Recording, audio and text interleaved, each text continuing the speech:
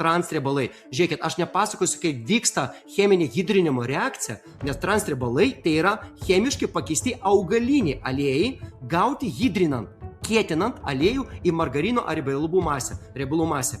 Esmė kokia, šitie riebalai yra labai pavojingi mūsų sveikatai. Jie įeina į mūsų ląstelės, to biškį ten vėliau apie tai papasakosiu, nueina į ląstelės membraną ir pakeičia mūsų geruosius riebalus. Ir va tada prasideda, žiūrėkit, tas toksiškumas, kuris eina konkrečiai per transriebalus.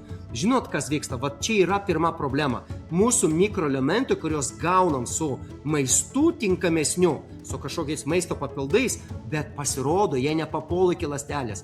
Aš primenu, kad visas maistas turi papulti į ląstelės vidų, ne į skrandį, o į kiekvieną mūsų trilijoninę ląstelę.